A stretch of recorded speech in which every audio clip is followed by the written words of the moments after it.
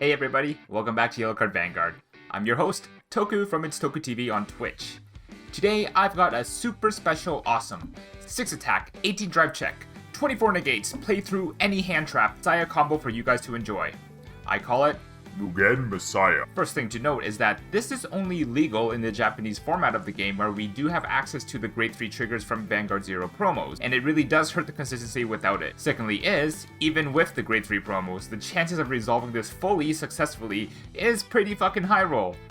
But oh, when it goes off, it feels like waking up at 7 in the morning and realizing it's Saturday and you don't have to go to work, so you sleep in some more. Without further ado, let's just get right into it.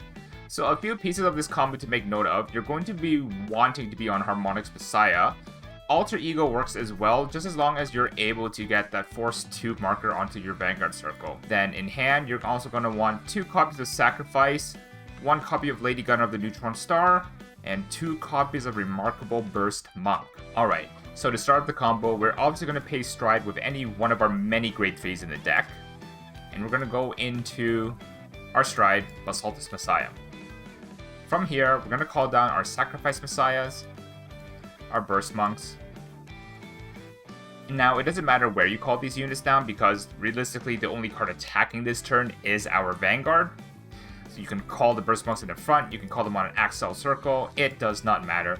What is important, though, is that you do have 2 sacrifices because due to the timing of Basaltus Messiah, when you unlock a sacrifice and lock another rearguard, that sacrifice does not see that rearguard being locked due to timing restrictions, and thus you will need to basically be able to flip-flop these 2 sacrifice messiahs to keep getting some more counter charge throughout the turn.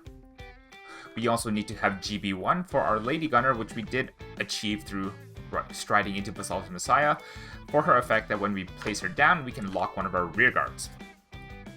With this setup, we are ready to go into the attack phase. We're going to first start with an attack from Basaltus Messiah, using a skill on attack to counterblast 1, and flip up a card from the G-Zone with the same unit name as it, and that will be another copy of Basaltus Messiah. From here, we can go ahead and choose a lock card and a rearguard, and unlock and lock respectively. If we unlocked at least 1, we can draw a card. Now, we can use Remarkable Burst Monk skill to counterblast 1 and reveal the top card of our deck, and if it's a grade 3, which it is, we can go ahead and discard 2 cards to restand our Vanguard. Now at the same time, one of our Sacrifice Messiahs will see one of our rear guards get locked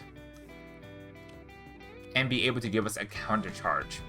Then we'll do our drive checks. 1 crit power to Vanguard, 2 crit power to Vanguard, 3 crit power to Vanguard.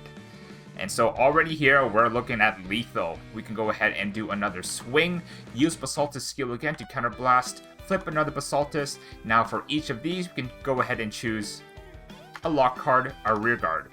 A rearguard, a lock card. And we may lock or unlock either of them. So we're going to unlock, lock, unlock. Because we unlocked 1 or more cards, we can draw a card. And now use Remarkable Burst Monk skill, counterblast 1, flip the top card of our deck. It is a grade 3, so we can go ahead and discard 2 cards to restand our Vanguard. Now this sacrifice will not see this card being locked, only this one will, so this one will get locked to give us a counter charge. Then we do our drive checks. 1, 2, 3, crit power to Vanguard. Once again, we can do another attack. On attack, counterblast 1, flip up our last copy of Basaltus Messiah here. And with its effect, we can go ahead and unlock, unlock, lock.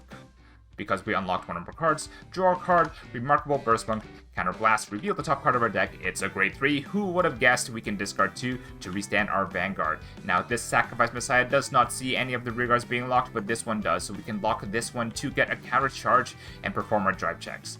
1 over trigger. If our Vanguard wasn't big enough, it is now. So over trigger, going into the Vanguard here, we're going to use the Cray Elemental over trigger to double up on that power, giving it 200 million, draw a card, second drive check, third drive check, and we're still not done.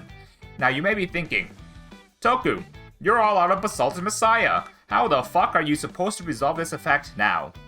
Well, dear student, if you had looked at what card we had initially wrote into, you will notice that it is a Harmonix Messiah. And let's say we go ahead and attack with Basaltis Messiah. We're going to use its skill Counterblast 1, and because our Vanguard not only has the name Basaltis Messiah, it also has the name Harmonics Messiah. In Basaltis' cost skill, choose a face-down card with the same card name as this unit. Harmonics in the G-Zone also works. So we're going to be using its skill, flipping up a copy of Harmonics because our heart is Harmonics too. You can just do a little board flipping.